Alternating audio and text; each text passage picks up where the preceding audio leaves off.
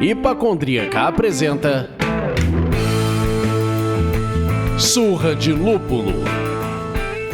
Oi pessoal, bom dia, boa tarde, boa noite. Eu sou Ludmilla, mais conhecida no Instagram como Hipacondríaca. E o programa de hoje, meus amigos, nós vamos falar sobre brasileiros que meteram o pé do Brasil e foram tentar a vida na terrinha. O papo é com Gustavo Galas, da Galas Cerveja Lisboa, e com Aquiles Júnior, que é advogado, professor, músico, e a dissertação do mestrado do cara falou sobre esse tema. Então a gente vai nadar de braçada nesse assunto. Segura a nau brasileira, Portugal, que a gente tá chegando. Gustavo e Aquiles, deem um alô pra galera, por favor, pra eles conhecerem a voz de vocês. Alô, tudo bem? Meu nome é Aquiles, tô aqui em Portugal, diretamente de Coimbra, falando com vocês. Olá, gente, eu sou o Gustavo Galas. Eu, por acaso, estou no Rio de Janeiro hoje, minha terra natal, e é uma grande honra estar aqui presente com tanta gente boa nesse bate-papo. Maravilha. Bem-vindo, Gustavo, bem-vindo, Aquiles. E eu sou o Leandro, mas hoje vocês podem me chamar de Peru Vaz de Caminha.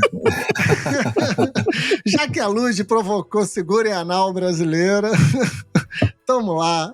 É isso aí. Gente, a gente bate esse papo bebendo uma cerveja e eu quero saber o que vocês estão bebendo por aí. Por favor, Gustavo, o que você tá bebendo? Cara, eu tô tomando agora uma álcool free 0%, é uma água. Eu tô tomando anti-inflamatório. Eu fui premiado com... Tô tomando remédio. Porra, você só podia ser carioca, rapaz. Eu tô de folga hoje. Tá certo. Muito bom. E Aquiles, você? Eu, como niteroense em Coimbra, estou tomando a minha cerveja local, artesanal, da Epicura, do grande João, um grande amigo português. A cerveja não é de brasileiro. Uhum. Uma Belgian Ale, daqui a pouco eu vou passar para uma APA, e tem umas outras aqui, tudo da Epicura, eu sou endorse da Epicura praticamente. Muito bom. E você, Lud? Eu tô acompanhando aqui o relator Gustavo e também estou na água. Estamos gravando esse programa, meus amigos, logo depois de eu retornar de férias, então estamos aqui, digamos, num janeiro seco, por enquanto, né? Depois das farras do final do ano, um pequeno momento de janeiro seco. Me amem. Continue me amando, eu volto. Eu prometo que eu volto. E você, Peru Vaz de Caminha? O que você tá bebendo por aí? Olha, eu acabei de fazer uma pequena pausa, né? Já é a segunda pequena pausa que eu faço em 3 meses, então tô indo bem, tô tranquilo. E aí eu não vou poupar. Eu tô bebendo uma proa da querida Débora, a Viena Lager dela. Maravilhosa. Vou tentar abrir aqui, vou tentar fazer o que a Lud faz, eu não sei se eu consigo. Pô, até me animei. Foi boa. Deu sede. A próxima eu vou tentar fazer com você também. Eu também. Eu abri antes. Tô servindo. Nossa, que cor linda, hein? Isso aí, sommelier. Eu posso dizer que a cor é linda também, porque eu tô vendo, é linda. Eu também achei. Tá vendo? Exato.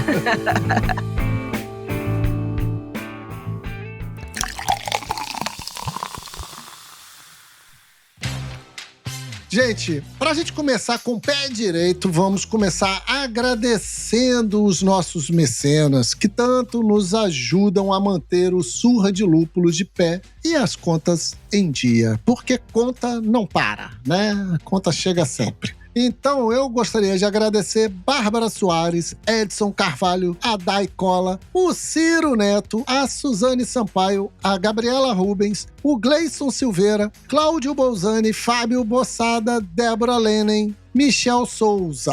Muito obrigado, galera. Esses são apenas alguns dos nossos mecenas e apoiadores. Torne-se você também um mecenas do Surra de Lúpulo. Acesse o site apoia.se/Surra de Lúpulo e escolha o apoio que cabe no seu bolso. São 3 opções de apoio no momento. É só olhar lá, escolher uma e apoiar a gente a continuar com o projeto. Obrigado!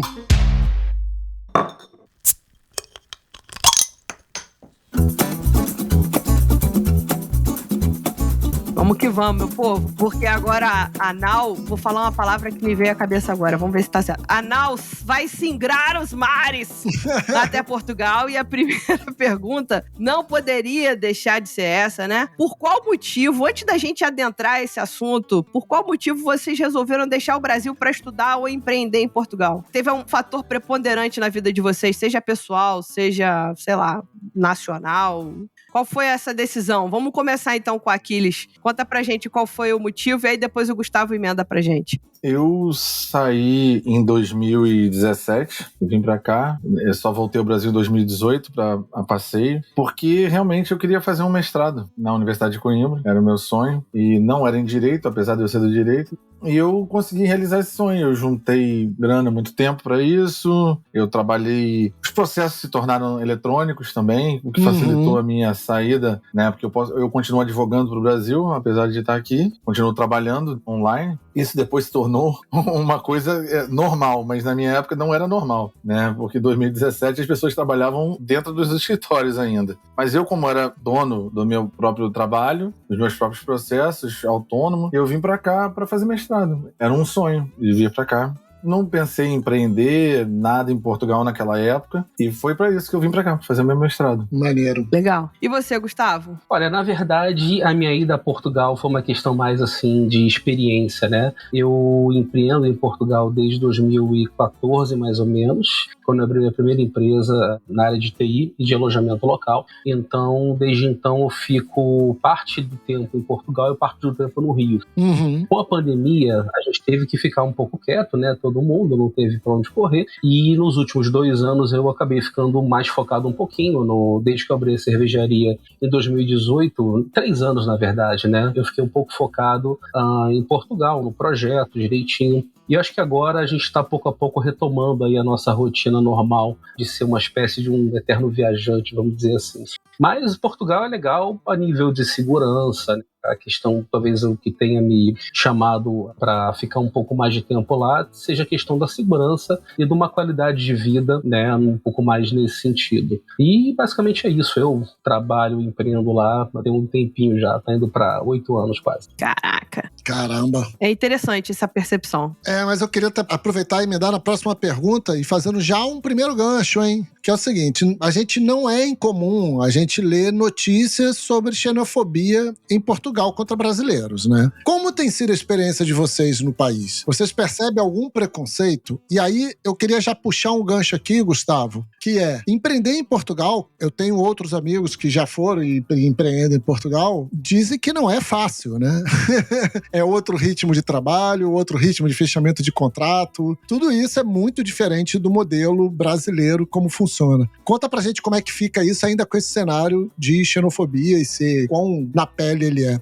Vamos lá. Cara, xenofobia pra mim zero, cara. Ou sei lá, eu acho que eu sou uma pessoa muito tranquila. Se alguém conta alguma piada, eu tô sempre bebendo cerveja e vira uma piada também. Então eu não me lembro, sério. Mas assim, eu tenho amigos que contam histórias assim. Mas comigo, eu sinceramente não tenho assim nada de xenofobia pra contar. Muito pelo contrário, a gente é muito bem recebido, muito bem tratado em Portugal. Os portugueses são um povo muito receptivo, muito aberto, educado.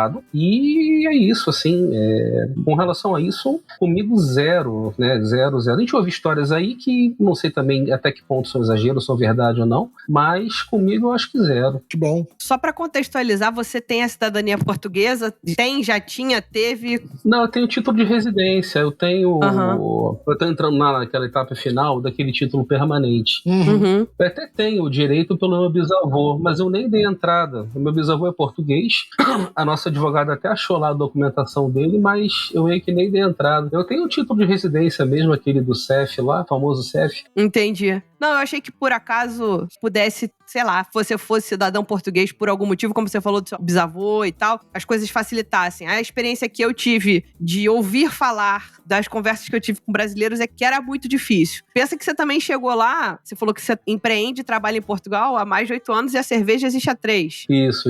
Então você tem um histórico com o país, né? Você não foi lá roubar emprego de ninguém. Eu acho que tem um pouco dessa mística aí, né? Da pessoa que vai pra trabalhar em restaurante, que não foi empreender, que não chegou lá, de repente transferido de uma empresa que tá indo roubar o trabalho do português. E aí isso bagunça um pouco as coisas, né? E qual é a tua experiência, Aquiles, nisso que o Leandro perguntou da xenofobia e desse comportamento? Eu sou uma pessoa que observa muito, né, o que você acabou de falar. O brasileiro que chega aqui, migrante, para conseguir um emprego, né, de caixa de supermercado, de garçom de um bar, que se chama restauração, né? Uhum. Não foi o meu caso, né? Sim. Não foi também o caso do Gustavo. Então, assim, é por isso que a gente não sofreu xenofobia, né? Eu até justifico assim. Somos 2 brancos de classe média brasileira que vieram para cá gastar, né? Que vieram para cá... investir. Eu vim para uma universidade pagar 700 euros por mês no mestrado na Universidade de Coimbra. E não tenho bolsa. Aí a xenofobia foi no meio acadêmico. Então foi diferente. Sim. Essa xenofobia do brasileiro que veio para cá, né, tentar um emprego, tentar uma vida, a gente sabe que existe, a gente vê, a gente escuta no dia a dia, porque eu convivo com todo mundo aqui, né? Eu tô na rua, eu tô observando. Eu vim para cá fazer mestrado em sociologia. O meu objetivo foi observar a sociedade portuguesa de todas as formas possíveis. É complicado até, mas eu conheço vários casos, já escutei vários casos, mas fica muito fácil para mim, né, na minha condição de vir como acadêmico, estudando, não sei o que, branco, brasileiro, não vim tirar emprego de ninguém, dizer, realmente, eu não sofri xenofobia, não sofri. Sofri no mundo acadêmico, mas por outras questões de professores e acham que os brasileiros escrevem de uma certa forma, deveriam escrever de outra. Aí são questões intrínsecas ali que você percebe que é uma certa xenofobia. Você é advogado de formação, mas foi fazer o mestrado na área de sociologia e tal. Eu sou advogada de formação também, mas só serviu para passar 5 anos na faculdade. Não advogo, não. Mas eu vi muita coisa do ministro Gilmar Mendes. Eu encontrei com ele na rua, no Porto. Gilmar Mendes vai direto para congressos e etc. Ele mesmo organiza diversas coisas aí. Ele é um cara conceituadíssimo aí. Na Universidade de Lisboa. Sim. Ele teve uma situação que ele estava aí para esses congressos e tal. E aí teve um levante de um monte de ataques contra alunos brasileiros. E aí é o que você tá falando, no meio acadêmico mesmo, né? Lá no brasileiro foi as questões dos mestrados na Universidade de Lisboa mesmo, porque os brasileiros estavam entrando. Então, assim, esses casos existem, estão no jornal aí. O que o Gustavo quis dizer é que realmente é setorizado. É óbvio que se tivéssemos vindo para cá para passar por outras dificuldades de questões de emprego, de questões de moradia, teríamos passado por outras questões que as pessoas mais simples passam. Sim. Porque o português se vê numa posição de dominador, dominante, colonizador, colonizado. Essas coisas não acontecem, né? Não tem como não discutir isso, né? Na pauta normal do dia a dia aqui. Sem dúvida. Mas o que ele falou também é muito verdade. O povo português é muito receptivo, é muito acolhedor. Eles precisam que os brasileiros venham para cá. Eles têm a noção que estamos refrescando o mercado com ideias e com produtos e com pessoas e miscigenando de forma essa mistura maravilhosa de cultura que a gente traz para cá. Bom, vamos aproveitar que a gente tá nesse caminho e eu acho que a gente já deu essa introduzida para falar um pouco por que vocês chegaram, qual é a experiência com vocês em relação à xenofobia e tal. Vamos começar com o Gustavo. Queria que você falasse pra gente, na tua percepção, sendo dono de uma cervejaria, como é que é a cena cervejeira em Portugal, né? E você acredita que o Brasil tá mais maduro em relação a isso, em relação à cena artesanal do que Portugal? Se sim, no quê? Sabe? Dá um pouco dessa vivência de cervejaria pra gente. Como é que você vê isso sendo brasileiro, sabendo como é que as coisas são aqui e o que você tá conseguindo botar em prática lá? Aí depois eu acho que é legal Aquiles comentar sobre o assunto também. Cara, vamos lá. Portugal é um país que, eu posso dizer que a cena cervejeira tá crescendo muito, né? Eu frequento cervejarias lá há uns 5 anos mais ou menos, 5, 6 anos mais ou menos. Desde que eu comecei a me interessar assim pela produção e tudo, e fazer em casa, eu frequento ali, comecei pela Dos Corros, pela Oitava Colina. Eu pegava o meu carro, ia na Oitava Colina, enchia de cerveja a mala do meu carro, batia na porta deles, literalmente fazia isso sem avisar ninguém, botava as cervejas na mala do carro e ia para casa felizão degustar. Assim, o brasileiro acho que é um povo mais americanizado, né? Acho que a influência do brasileiro vem mais dos Estados Unidos um pouquinho. Eu acho que é inegável que os Estados Unidos, em primeiro lugar na cena cervejeira artesanal no mundo todo, né? Você vai no mercado lá, você vai ver corredores e corredores com artesanais e, enfim, de tudo quanto é tipo, locais e importadas. o brasileiro herdou um pouquinho, porque eu acho que o brasileiro ele é um povo que tem uma facilidade um pouquinho para novas tendências e para novas experiências, né? Coisas assim. O português ele tem um ritmo um pouco diferente, mas eles abraçam a artesanal de uma forma muito bacana, né? Você vê eventos lá com muito público, com bastante gente, você vê festas nas cervejarias com bastante gente também na rua. Por exemplo, tem lá a Marvila em Lisboa, é o Beer District que eles falam, né? Quando eles fazem festa, aquilo ali fica lotadíssimo.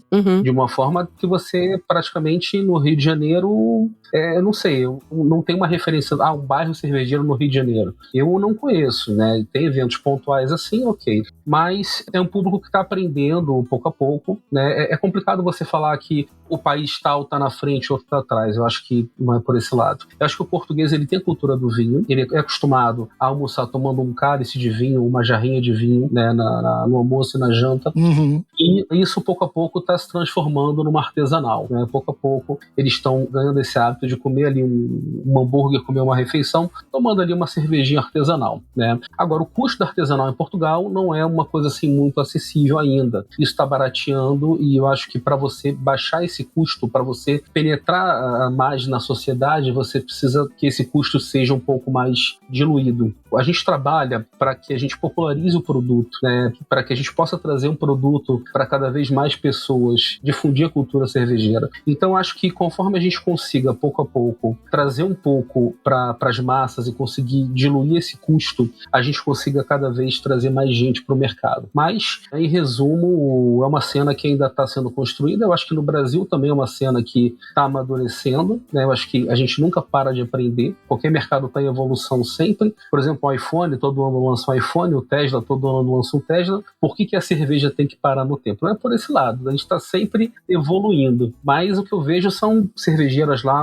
uma tecnologia muito top. O Dos Corvos faz coisas assim fantásticas. Eles têm um galpão novo, cheio de barril lá, de coisa boa envelhecendo. A Oitava Colina também ampliou agora, está com uma fábrica nova, enorme. Você tem a Nortada, que tem uma infra de primeiríssimo mundo lá no Porto. A Praxis aí na terra do Aquiles, em Coimbra, é top também. Então você tem muitas empresas legais. Uma coisa legal que eu vejo em Portugal é que você está na União Europeia, né? Você tem acesso a produtos, fermentadores, equipamentos que vêm ali da Alemanha, da Bélgica. Então você tem mais facilidade com equipamento, talvez. Então eu acho que essa é a minha percepção do mercado. Sensacional.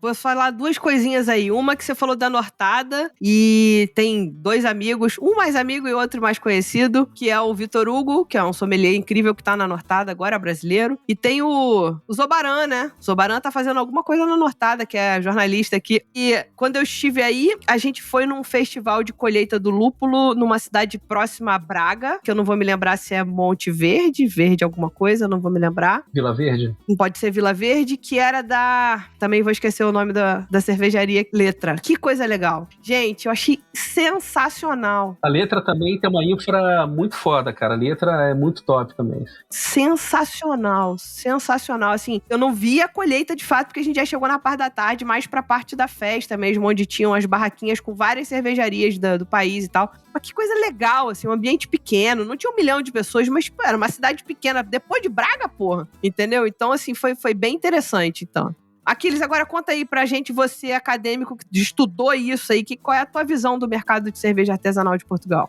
Aqui, o que eu percebi, entrevistando vários brasileiros que empreenderam no mercado da cerveja aqui, seja trabalhando na indústria, ou montando seus bares, ou montando suas cervejarias. Infelizmente, não consegui, na época, falar com o Gustavo. Teria sido muito importante também essa contribuição. Mas todos eles perceberam que o mercado aqui estava em plena expansão. E muito interessante, as pessoas pensam, né, que ele falou também do vinho, as pessoas pensam em falar que o vinho poderia ser até um empecilho para a cerveja artesanal. Eu achei interessante que todos pensaram justamente o contrário, porque essa cultura do vinho, de ter várias empresas pequenas que fazem os seus vinhos também e que ganham projeções internacionais, traz no português essa cultura da experimentação do próprio vinho, de outras coisas, dos azeites, né? Então, a cerveja artesanal acaba se encaixando como mais um produto que Portugal pode fazer e fazer bem, como já faz muito bem.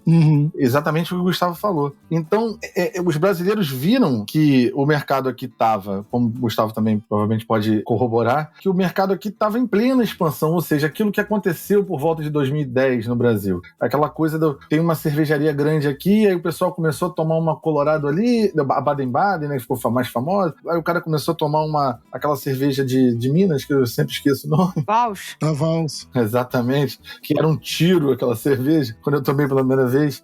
Aí o cara começou a Eisenbahn, lá não sei o que, no sul. Aí começou a se tornar uma modinha do Pop Stanley. Essa coisa, todo mundo queria provar. E o brasileiro recebeu muito bem, né? Foi o que você falou. É uma coisa que não é muito acessível. Até hoje, nos dias de hoje, no Brasil, também acredito. Estou muito tempo fora, mas também acredito que não seja muito barato ainda. E aqui em Portugal a mesma coisa. Não é muito acessível. É uma cerveja de custo mais alto. Só que, quando eu comecei minha pesquisa, eu tinha certeza que o brasileiro veio para cá para montar um bar para a comunidade brasileira, porque já tinha brasileiro aqui querendo beber cerveja artesanal e Portugal não acompanhava. Mas eu percebi que não, que os portugueses estavam frequentando também. Então eu achei muito interessante essa história da cultura do vinho, eles acharem realmente que isso não ia prejudicar a cerveja artesanal em Portugal. Pelo contrário, ia criar um interesse nas pessoas em começar a descobrir o que vem de cada ponto do país, de uma coisa nova, essa coisa da cultura do lúpulo, a coisa da cultura da cerveja feita com menos... Que tem as duas grandes, né? Que a gente sabe os grandes S's, né? Não sei se a gente pode falar. Pode. Sempre a Superbock e a Sagres. Até elas começaram a fazer cerveja em tese artesanal. Elas começaram a fazer umas séries mais especiais. Tem a 1927, o Galo sabe melhor que eu, é da Bock. É da Bock. E a Boêmia, a Coruja, que são da Superbock, da Sagres, eles fizeram umas séries especiais aí também pra ter... Aí começaram a lançar umas IPAzinhas, umas cervejas mais encorpadas e tal, ditas mais especiais, de um puro malte, e assim foi. Então a cultura realmente pegou.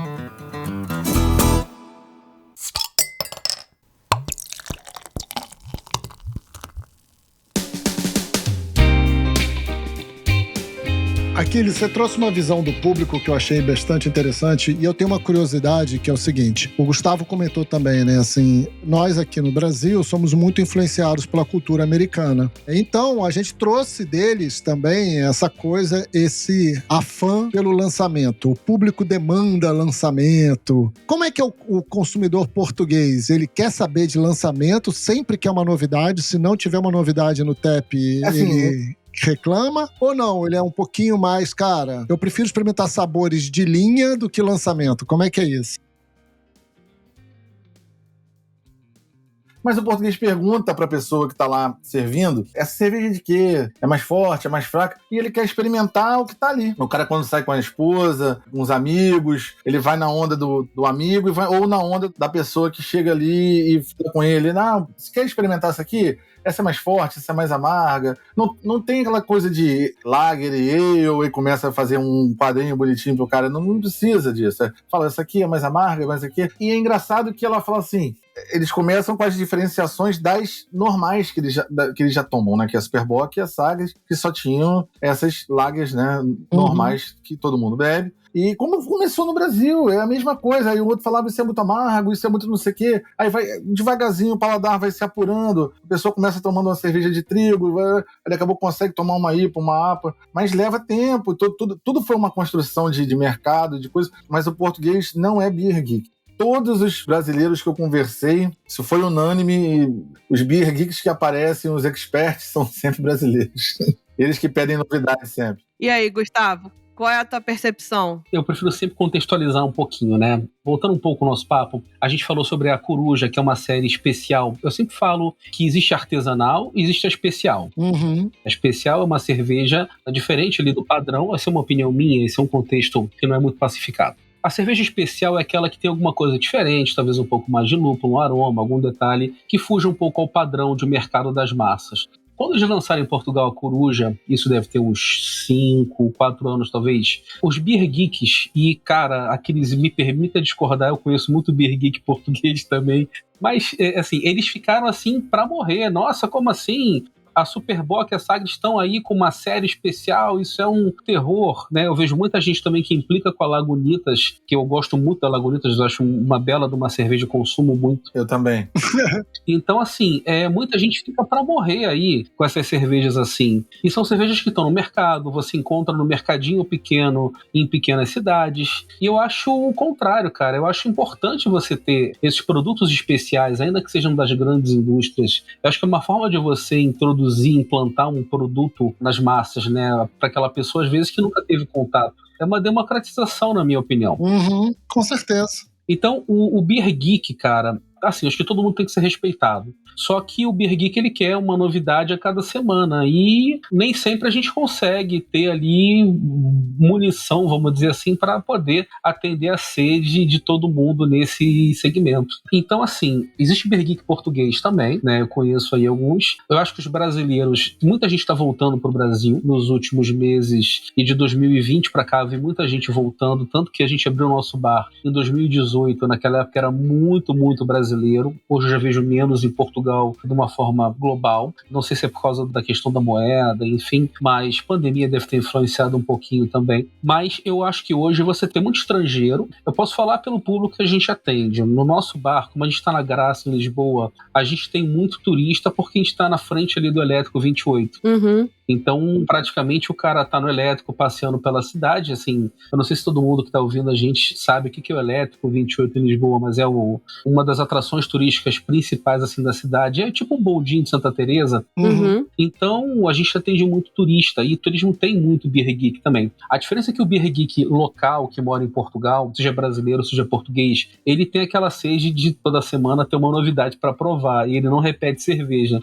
O estrangeiro não. Pro estrangeiro é tudo novidade, né? Assim, sim, nenhum turista fica indo todo mês para Portugal. Ou, pelo menos não deve ter alguém, mas não é comum. Então, pro turista, ele chega ali, pô, legal, novidades, vamos provar. Então, no nosso caso, a gente tem mais contato com esse... Eu posso falar que talvez 60% seja turista e 40% seja residente. Eu não falo nem português, porque Portugal é um país pluricultural, não sei se é assim que se fala. Mas você tem o francês, tem o chinês, tem o brasileiro, tem angolano, tem todo mundo, cara. É um país, assim, fantástico nessa mistura positiva de culturas. Não, gente, mas ó, vai existir Beer Geek em tudo que é lugar, não tem jeito. A galera que cai pro meio da cerveja especial artesanal, prova aromas e sabores que ela não conhecia, ou ela rechaça, porque ela gosta muito, é fiel àquela lagerzinha, como tá todo mundo falando aí, ou então ela pega e fala, meu Deus, o mundo se descortinou na minha frente, e como gosta de dizer o Leandro, vira o urso do pica-pau. Fica correndo pra todos os lados, querendo provar todos os sabores, tudo. Então o Beer Geek vai ter em qualquer lugar, e ele tem uma culpa, e ao mesmo tempo ele tem um mérito de fazer o mercado se movimentar. Sim. Porque ele chicoteia o cervejeiro falando, eu quero lactose, eu quero açaí, eu quero morango invertido. Põe café. Pimenta. Porra, pimenta, eu quero cacete A4. Ele tira o cara da zona de conforto, entendeu? Então, a gente tava tentando devolver a colonização, gente. Vocês não estão entendendo. A vingança. A nau brasileira está tentando devolver a colonização, entendeu? A gente tá desbravando a cerveja. Eu comecei a minha dissertação expontando essa história que a cerveja chegou ao Brasil levada pela família real em 1808 e agora voltava, né? Exato. Cruzava o caminho inverso. Exato. Mas só para eu entender e passar um laço final, eu tô entendendo o que você falou, Gustavo, que existe o Beer Geek, beleza? Mas, no geral, o mercado português, excluindo os Beer Geeks, eles têm essa pressão por lançamento ou não? Você sente essa pressão na pele? Do tipo, se eu não tiver um lançamento, eu perco venda? Você, enquanto cervejeiro na Galas. Exatamente. Eu acho que assim, Leandro, qualquer empresa que você tenha, você tem que buscar o teu público-alvo, tá? Perfeito. Tudo na vida, você pode vender, sei lá, vender chiclete na esquina, você tem que buscar o teu público-alvo. A gente tem toda a infra, a gente tem infra para enlatar, a gente tem máquina de tudo, só que a gente agora está tentando ter uma postura um pouco mais conservadora, porque a pandemia, a gente está num momento de muita incerteza, então a gente está procurando fazer o feijão com arroz agora nesses últimos meses. Como a gente não tem certeza de qual medida vai acontecer na semana que vem, a gente está tentando fazer uma coisa mais feijão com arroz. E eu posso falar o seguinte, que o cara que é Beer Geek, ele sabe onde ele vai em Lisboa, no Porto, para poder buscar o último do último lançamento, né? Até novidades de fora, até mesmo dentro do país, né? Você tem bares muito legais lá, como, por exemplo, o Outro Lado, que fica ali na... Caramba, esqueci o nome. É ali na Baixa, eu acho, perto da Praça do Comércio. Eles têm coisa gringa ali que é ultra nova. Você tem o Liberdade também, que tem muito lançamento, coisa assim da Cloudwater. Você tem muita coisa boa ali, muito fresca, muito recente. Então o cara sabe, o próprio Flor de Lúpulo também tem muita novidade. Como a gente trabalha um pouco mais com os turistas, o que acontece? A gente antigamente tinha muito TAP novo. Lá em 2019, a gente estava com um ritmo assim bem forte de novidade. Então o público gringo chegava pra gente, poxa, mas eu vi aqui no Untapped que vocês têm uma cerveja, sei lá, uma sour de pêssego e tal. Até você explicar pro cara que era um lote antigo tal, que já não tem mais. Então a gente tenta ser um pouco mais conservador hoje nesse sentido. Agora, a gente, por ter produções, lotes muito pequenos, a gente hoje tem uma flexibilidade para criar. Então, por exemplo, a gente tem a nossa Caparipa, que é a nossa American IPA, vamos dizer assim, de trabalho, né? Entre aspas, e a gente faz fermentações, às vezes com uma levedura lager, a gente às vezes troca um lúpulo, às vezes batiza com um nome diferente. Tem uma série chamada Lab, e essa série Lab é sempre novidade, teste que a gente faz, entendeu? A gente pega uma porta, ele mete lá um ingrediente diferente, a gente sempre tenta... Pegamos uma Red Ale, botamos uma canela, então a gente sempre está tentando criar, fazer novidade. Então a gente tem ali uma série Lab, onde a gente traz um pouco de novidade, ou seja, a cada 15 dias você indo no nosso Tap Room, você vai ver uma novidade ali, mas aquele público que quer mesmo novidades oficiais, vamos dizer assim, de uma cervejaria famosa, gringa e tal, eles têm ali os locais para eles irem, esses que eu dei de exemplo. Eu posso responder o Leandro que eu tive essa preocupação de fazer a mesma pergunta para os meus entrevistados e eles falaram que esse Beer Geek é o cara que aparece lá, ele não é 1% do público, é exatamente o que o Gustavo está falando. Exatamente. Então, assim, cada um direciona o seu estabelecimento, a sua cervejaria, para o seu público. Então, foi o que eu falei, a maioria é para o turismo, para os consumidores locais, e, né, que aí nem se diferenciam tanto o público português do público brasileiro, mas começou mais ou menos com o público brasileiro, por causa das questões de roda de amizade, foi o que eu estava falando. Então, assim, eles não se preocupam realmente com as novidades, se preocupam em produzir, em ter qualidade para o mercado, e porque o Beer Geek, ele isso que eu queria dizer, quando eu falei das quantidades de cervejaria, ele mesmo busca a sua trilha, né, o seu caminho. E outra, assim, pra você responder, porque agora eu fiquei curiosa pra cacete. Vocês têm fábrica lá ou vocês são ciganos? A gente tem fábrica, a nossa fábrica é na nossa subcave. Que maneiro! E a gente fabrica mesmo, eu posso dizer que a Galas é talvez uma das mais artesanais de Portugal, porque são lotes muito pequenos. A gente tem uma produção de cada batelada são 150 litros, e a cerveja que você vai tomar com a gente, ela vai ter sido envasada muito provavelmente há 1-2 semanas no máximo. A nossa cerveja velha, vamos dizer assim, ela tem aí 3 semanas de invase, 3-4 semanas no máximo. Caraca! Uma Imperial Stout não, a nossa Boris Imperial Stout, ela precisa de um tempo, né? Mas as IPAs, as nossas Vites e Weiss, elas vão ser ultra frescas. Então, a gente faz tudo na mão mesmo, né? A gente tem equipamento, a gente tem isobárico, a gente tem... Só que, como veio a pandemia, eu preferi pisar um pouquinho no freio. A gente perdeu muita cerveja com a pandemia, teve muita perda lá, a gente ficou fechado há muito tempo e a cerveja tem que ser fresca, não tem jeito. Ossos do ofício faz parte, né? Então, a gente fabrica quantidades muito pequenas ali.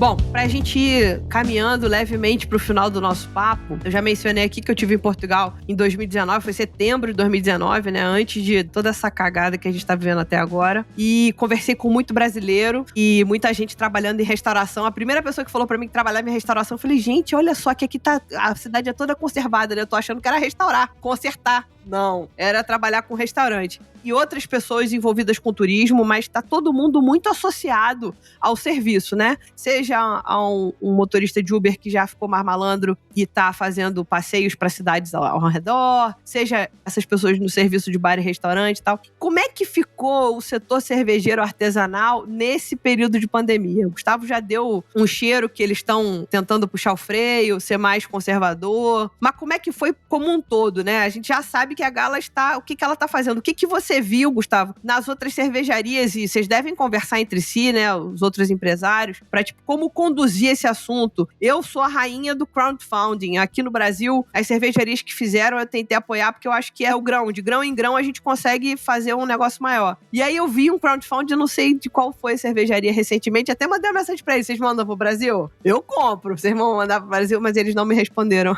É a Dois Corvos. Eu acho que foi a Dois Corvos. Deve ter sido, não sei. Como é que você acha que foi a condução do pessoal aí? Eu vi clube de assinatura, eu vi várias coisas. Cara, assim, vamos lá. A demanda por artesanal em Portugal ela ainda está crescendo, né? É um tipo de produto que ainda está sendo implantado na cultura do residente do português. Então, o volume, assim, deixa eu contextualizar um pouquinho. O cara que vai morar em Portugal é um cara que quer tranquilidade, é um cara que quer segurança, uma vida mais... É tipo o cara, vou fazer um tração paralelo, é tipo o cara morar na região serrana do Rio de Janeiro, em Teresópolis, Petrópolis, é uma vida mais calma, sem aquela agitação, aquela bagunça toda que você tem no Rio de Janeiro capital. Então, assim, o cara que mora em Portugal, ele está acostumado com um volume menor, com uma vida mais calma, devagar. E o português, quando vai no mercado, ele não compra... Assim, o brasileiro tem muita influência americana, ele vai no mercado, promoção de pasta de dente. O cara compra 10, compra 6, se for bom o preço, né? Promoção de, sei lá, de leite. O brasileiro tem esse hábito de botar tudo na mala do carro, ter uma despensa, uma geladeira grande, né? Para armazenar. E a cultura europeia como um todo, eu acho que não é nem português, o europeu como um todo. Eu tenho amigos na Alemanha que falam que é a mesma coisa. Ele compra uma, compra duas, ele compra devagarzinho. Ele não vai criar um estoque, assim, armazenar muita coisa. Isso na artesanal, em parte até faz sentido porque ela é perecível. Então, Portugal, a questão de clube de assinatura, tinha, acho que uns 2. Eu não sei nem como é que tá isso hoje, eu sinceramente não tenho mais visto, eu não sei se tá ativo ou se não tá. Mas o consumidor, ele na pandemia, ele ficou recluso, ele se trancou, né, em casa e comprava ali mais uma Superboc, uma Sagres para consumir em casa. O mercado cervejeiro até tentou criar alguma coisa, tentou criar loja virtual, entrega a domicílio, coisa assim, mas o que a gente ouve do mercado como um todo é que o delivery não sustenta tanto, não dá para fazer um volume que pague as contas, né? E, no geral, fazendo um apanhado geral, todo mundo sofreu, né? Todo mundo sofreu com a falta de volume. Porque, assim, uma empresa muito bem administrada tem uma margem de lucro aí de uns 10%, estourando 15%, 20%. É muito difícil você ver uma empresa com uma margem maior. Agora, imagina uma pandemia em que você seja forçado a ficar fechado, a perder produto. A gente, nos fechamentos, quando teve, eu via grandes marcas, cervejarias muito boas em Portugal, fazendo liquidações. Olha, venha pra cá, vamos tomar aqui a nossa cerveja. Hoje é o último dia porque vai fechar tudo, liquidação. Então, assim, o que eu ouço é que foi difícil para todo mundo. Acho que também no Brasil foi assim, né? Uhum. Sim. Eu acho que, assim, a pessoa que fale, eu tô bem na pandemia, né? Eu acho que ninguém... Rapaz, a gente conversou com todo tipo de gente nesse podcast nos últimos 2 anos. Teve gente que cresceu muito na pandemia. Porque o Surra de Lúpulo nasceu na pandemia. E a gente teve gente que conversou que falou, não, gente, foi terrível, porque a bancarrota, porque não sei o quê. Teve gente que falou, cresci 300%. E não é mentira, porque o cara abriu uma fábrica, entendeu? E aí é aquela história, eu acho que tem o que você falou de conhecer seu público, e aí eu acho que as pessoas que trabalham pro Beer Geek nesse caso, falam assim, eu vou produzir só coisa nova. Lote pequeno, lote exclusivo, usando todos os gatilhos de venda que você pode usar pro cara vir comprar, né? Então acho que teve gente que sucedeu assim, mas teve gente que, é isso, planejamento, empresa, administração da empresa, etc. Agora eu vou fazer um comentário sobre o que você falou, sobre a quantidade de cerveja que as pessoas compram. Vamos fazer um comparativo. Eu não conheço a política econômica de Portugal nem agora, e nem na década de 80. Mas posso dizer que conheço a do Brasil da década de 80 e até agora. E a gente viveu uma inflação galopante. Então, na minha casa, quando eu era criança, tinha uma despensa que talvez não era maior que o meu quarto. É mentira, mas é um exagero. Mas era do tamanho de um lavabo, que você tinha que ir ao supermercado naquele dia do mês e aí você comprava 20 caixas de leite, 20 quilos de arroz. Que o dinheiro que você comprava a comida naquele dia não era o mesmo que você comprava no dia seguinte. Então, primeiro isso. Não sei se Portugal viveu algo parecido com a inflação que o Brasil teve pra gente ter esse formato de consumo que você comparou agora, que eu acho que tem sentido. Na época dos fiscais de Sarney, né? Exatamente. Agora, eu pessoalmente falando, tirando Lagunitas, que eu repito e repito com amor, vocês não vão conseguir ver. Eu acabei de voltar dos Estados Unidos, eu trouxe 5 Lagunitas. Não é Lagunitas que eu bebo aqui. Dá pra ver uma IPA na sua geladeira. Essa aqui é sem álcool, que eu quis comprar deles de toda maneira. Boa. Enfim, comprei diferentes. Tô chegando aí, Lud. Não, fica aí. Fica na tua casa mesmo. O que eu quero dizer é que, tipo, eu, por exemplo, é difícil eu ir numa cervejaria e comprar mais de 2 da mesma cerveja. Não é nem que eu quero que o cara fique botando lactose em tudo, não. É que eu quero provar mais coisa. E aí, não necessariamente eu quero que aquela cervejaria lance mais coisa. Vou beber de outras. Porque aqui no Brasil tem 1.300 cervejarias, gente. Vai ter cerveja até enjoar, não tem como. Entendeu? Sobre a pandemia, eu tenho a mesma impressão que o Gustavo, porque a minha pesquisa ela foi impactada pela pandemia. Porque eu estava indo visitar as pessoas, conversando, observando. Eu podia sentar num bar e ficar vendo qual o tipo de pessoa que chegava, se chegavam estrangeiros, se chegavam residentes, conversar com as pessoas. A minha pesquisa ia avançar nos brasileiros que estavam trabalhando, né, na restauração, os brasileiros que estavam trabalhando, servindo as mesas ou fazendo as comidas lá atrás. E isso tudo eu não consegui mais porque eles não estavam mais trabalhando, não consegui mais ter essa presença. E todos os donos foram unânimes em falar o que o Gustavo acabou de dizer, que tentaram deliveries, tentaram pacotes de entregas, tentaram fazer promoções, tentaram fazer combos, tentaram fazer milhões de coisas para vender, exatamente o que o Gustavo acabou de falar. Os que vendiam com sanduíches juntos e não sei o quê, pacotes, promoções. A questão do growler foi muito importante. Esse é um ponto que também está na minha pesquisa. Todos eles partiram pro growler para a pessoa ir lá buscar, né, também os que não estavam conseguindo entregar. E a pandemia realmente diminuiu muito esse avanço e esse crescimento da cerveja artesanal em Portugal. Eles estavam com um avanço bem mais acelerado, pessoas já montando o segundo, terceiro endereço, não conseguiram. Naquela época, tiveram que colocar o pé no freio e agora, assim, Portugal hoje, né, tá com restrições ainda aí para horários e para restaurantes, não sabe se pede teste negativo, se pede passaporte vacinal, essa coisa que tem. Então, assim, ainda tá tudo, essa variante Ômicron tá causando aí 40 mil casos por dia aqui no país, então tá tudo ainda muito incerto, que eu tenho certeza que o mercado cervejeiro teria crescido muito mais se não fosse a pandemia. Isso, mas é uma coisa, como você falou, né, Ludmila, que no Brasil teve gente que cresceu 300%. Aqui eu não vi ninguém dizer que cresceu na pandemia. Não ouvi ninguém dizer. Ninguém. Porque aqui realmente eu não sei se as pessoas respeitaram mais as regras ou ficaram mais... Não tenho como opinar sobre isso, mas os bares fecharam mesmo, as pessoas ficaram em casa mesmo. O consumidor que comprou, acho que comprou no mercado, foi o que ele falou. Essas questões dos growlers, não sei o quê, eram daqueles consumidores fiéis, que eram sempre essa coisa do... eu compro sempre cerveja aqui da Epicura, eu compro sempre do Galas, então eu vou continuar comprando com ele, ligava pro... Isso aconteceu até na pandemia, eu recebi muita cerveja da Epicura, que eu continuei comprando com o mesmo fornecedor e tal, mas porque eu sempre compro assim também, né? E se eu puder contribuir também, o brasileiro, o carioca, cara, ele tem o growler enraizado há muito tempo na cultura dele. É muito normal você ir ali no mestre cervejeiro trazer um growler, ir ali na Overhop, na Real, trazer um growler pra casa. E em Portugal, isso a pandemia ajudou a implantar. A gente hoje vende alguma coisa de growler, mas é muito pouquinho. Eu vi gente no Rio de Janeiro dizendo que, de fato, o delivery resolveu. Não vou dizer que resolveu, porque o custo operacional é muito complicado, né? Às vezes a empresa tem um custo operacional de 2 milhões e você vê o cara faturando 1.500.000 e fala, nossa, ele tá faturando 1.500.000. Poxa, mas esse $500 mil da margem dele negativa, ninguém acaba falando. Mas assim... Eu sou amigão, cara, do dono aqui do Bar de Elias no Flamengo, né? Ele comentou comigo que ele chega a ter hoje 150 pedidos de iFood por dia.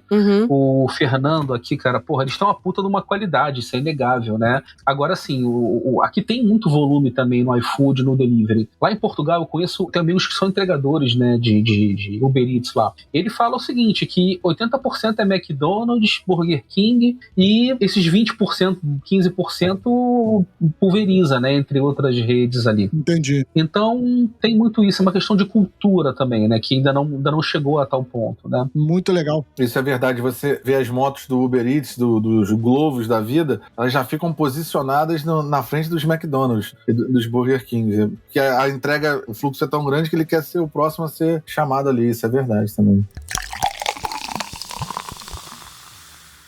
Galera, eu, assim, queria agradecer a vocês por compartilhar com a gente essa perspectiva dessa cultura diferente que vocês trouxeram aqui, não só do consumir, Aquiles, muito obrigado, mas também do produzir, Gustavo, muito obrigado por trazer isso pra gente. Muito bom ter vocês aqui trazendo esta visão pra gente. Pô, eu agradeço, Leandro, Ludmila, Gustavo. Prazer em conhecer os três. Prazer em ter essa conversa cervejeira sobre um assunto tão interessante aqui em Portugal. Maravilha. Gente, muito obrigado. É um prazer imenso, inenarrável estar aqui com vocês, com tanta gente fera. Me sinto até mais feliz de estar aqui no meio de tanta gente boa. Queria dar uma mensagem para todo mundo. Portugal é um lugar muito legal. Eu vou fazer um jabá do país, né? Não é nem do nosso aqui. É legal para a gente conhecer, é um lugar legal para passear, para a gente poder respirar um pouquinho. Todo mundo lá é bem recebido, não é? Então, quem tiver uma oportunidade, aproveitem que a TAP tem uma promoção do Stopover aqui para qualquer lugar da Europa que você vá. Dá para fazer uma escala ali, normalmente sem custo adicional em Lisboa ou no Porto. Vale a pena dar uma passeada, comer um bacalhauzinho, provar comida muito boa da terrinha ali, né? E é isso aí, a gente está sempre aqui à disposição para tirar qualquer dúvida que todo mundo tenha e mandar essa mensagem. Vamos torcer para essa pandemia acabar o quanto antes para a gente poder voltar para os eventos, voltar para o boteco, voltar a tomar aquele copo gelado, canela de pedreiro, como se fala aqui no Rio de Janeiro, né? E é isso aí, gente. Nosso abraço aí. Saudade de estar com todos. Isso aí. Muito obrigada. E eu queria agradecer vocês por estarem conosco. Foi ótimo, foi maravilhoso. Foi legal conhecer um pouco mais sobre o mercado de cerveja de Portugal, à luz e com o olhar dos brasileiros. E aí, a gente, para dar um recadinho final, vamos aumentar a podosfera do Surra de Lúpulo? Basta enviar o link desse episódio para um amigo que gosta de cerveja artesanal ou compartilhar nas suas redes sociais marcando a gente. Nos ouça no Spotify, Google Podcast, Apple Podcast, Deezer e outras plataformas de streaming. Gosta do conteúdo que a gente produz? Faça um review nosso na sua plataforma preferida. O Spotify agora tá deixando você dar estrelinha, dar 5 estrelinhas pra gente lá. Isso ajuda muito na distribuição do nosso conteúdo pelas plataformas. Então é isso, pessoal. Até semana que vem. Obrigada!